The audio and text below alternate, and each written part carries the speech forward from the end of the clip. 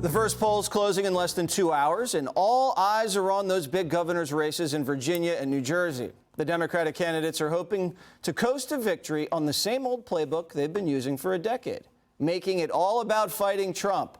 But those attacks pale in comparison to what the Wolf of Wall Street just unleashed. Nancy Pelosi is going beast mode on Trump. Watch.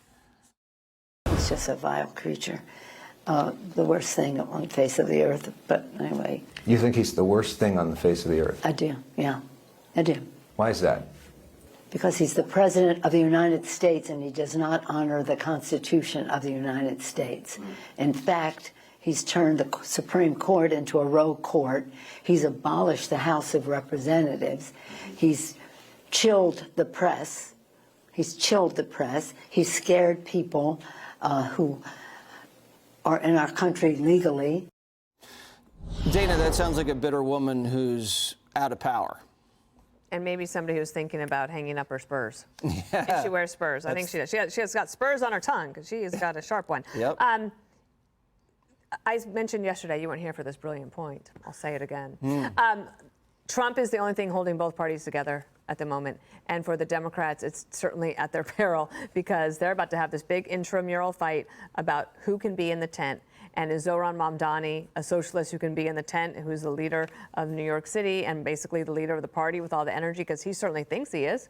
And the media is going to give him that opportunity. And he doesn't even really need the media because he talks directly to the young people. And so you're going to see this in Minnesota. You're going to see it in Seattle and other places that I can't even think of right now, where you have very far left progressives who might not be called democratic socialists, but look at their programs. That's what they are. I was surprised on this point about Abigail Spanberger, you know. Oh, boy. Abigail Spanberger and Mikey Sherrill, these are the two gubernatorial candidates in Virginia and New Jersey. They were elected as independents. Okay, when they were recruited by Pelosi, these were the ones that could win in a swing district. They won. Then they were the ones who joined the Problem Solvers Caucus. Those are the people that are supposed to be able to be civil. Spanberger said she has no interest in working with Trump. So she's going to be the governor of a state that's 15 minutes away from the Oval Office, and she doesn't think it's important to have at least a relationship with him, like maybe to help get the shutdown. And if you think about the mayor of D.C., Muriel Bowser, she said, okay, let me just work with him. What are the changes? You just got back from there. And by all accounts, it's better in terms of crime. It's beautiful. And you have to wonder, what is it that they stand for? Cheryl and Spanberger, I think I was going to say Stamberg. Micah Cheryl and Abigail, they have not said what they are for. We absolutely know what they are against. Spanberger could not even bring herself, as a woman leading the race by so many points, to say that Jay Jones, who is the Attorney General candidate on the Democratic side, who said it was okay to murder his opponent, she couldn't even have the strength to distance herself from that. And this was 2 weeks after Charlie Kirk was assassinated. So I don't know what is going to happen in either of these states. I do think that New Jersey is much closer than Virginia. And if that happens, then there's a little bit more of a mixed message for the Democrats. GG. Yes, JW. So I said, like, Zohran's like the hangover of wokeism. Nancy is the hangover of TDS. She reminds me of the, like, I don't know, this might be too elitist, but if you belong at a co-op meeting or a condo meeting, she's one of the elderly tenants who comes in and just complains that the kids are making all this noise. She's at her wit's end. But this is what an addiction to one idea gets you. I mean, she looked irrational. There was no function in her brain.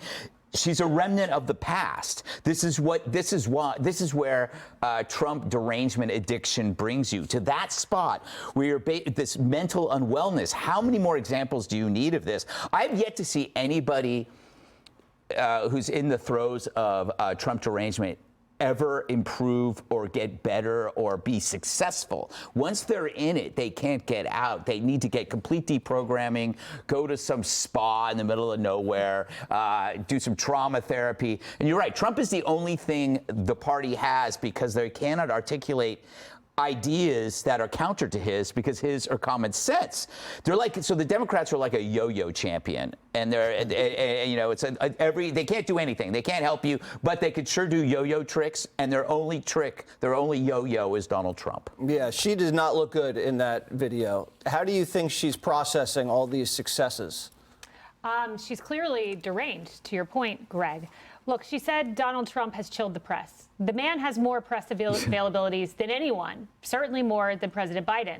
She said he abolished the House of Representatives. That would be news to President Trump. The House of Representatives has the government shut down, along with the Senate, who can't get past the filibuster. And then she says that Donald Trump's the worst thing on the face of the earth. I could spend the entirety of the show extrapolating on what an asinine statement that is. I could never call Pelosi the worst thing on planet Earth, or Hakeem Jeffries, or any other normal mainstream American citizen who hasn't committed a crime. Worst person on planet Earth? Really? Worse than Hamas, who killed children? Worse than Putin, who abducted children? Worse than the person who assassinated Charlie Kirk? Worse than the attempted assassin of President Trump himself? You think President Trump is worse than the guy who tried to assassinate him? It is an asinine statement, and it is not from a rogue member of the House. It is from the former Speaker of the House, and that is disgraceful. Harold, do you condemn Nancy Pelosi's attack on this president? Wholeheartedly. I condemn all these attacks. Look, I'm a believer that you can have rabid and massive disagreements about a whole range of things. We disagree on a lot of things around this table. But that doesn't mean that you have to hold hate in your heart for someone or hate someone. And that's unfortunately where so much of our politics is descended. I don't know what, I can guess and surmise some of the things that maybe Leader Pelosi is upset about. And she probably, if you ask her, and I hope would regret saying that he was the worst person on the face of the earth, in light of not only the examples that Kayleigh's given, but we can all think of examples of scum. What I think is telling about all this is that the American people today in some parts of the country are going to have a chance to vote on, it's kind of a referendum on this kind of politics. People want answers and outcomes. You think about it today, more Americans believe that the American dream is out of reach for their kids and grandkids than ever before. You have fewer Democrats who are patriotic, who claim a great American patriotism than in the last 30 years. In fact, Republicans are at a lower number. You showed me that unbelievable graph just the other week. This is what I think is distressing, and frankly, what people should be focused on. One of the reasons that Mamdani, and you said it in your opening statement, Greg, about Mamdani, one of the reasons he's been able to attract some attention and get some traction is that he's diagnosed the problem right. He just doesn't have the right answers.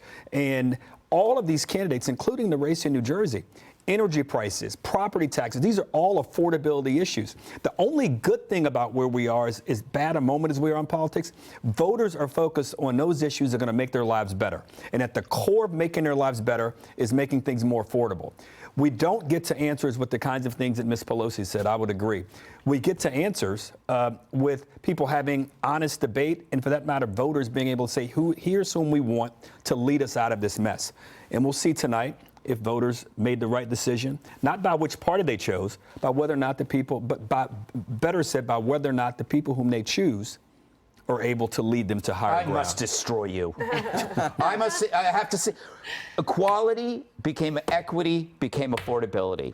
Yep. No, yep. The country, we've always been on a, affordability for whom, from whom? Right, but answer the question, Mr. Ford, so or you'll be asked to leave. I'll tell you this. New Jersey voters are saying they don't like the fact that this one energy company is raising their prices. So there may be shareholders in that company. There may be friends of yours who invest. All I'm saying is this is what politics at its best tries to do. And hopefully we get away from the hate and get more to solving problems. Can I just say one more thing at the risk of the wrath of the control room? Mm-hmm. We had the Fox voter poll, and it said that Glenn Youngkin, the governor of Virginia, has a 57% approval rating. We wouldn't even be talking about Abigail Spanberger right now if Virginia governors were allowed to run for 2 terms. He should just stay in the governor's mansion. Jesse, how dare you? Just a suggestion.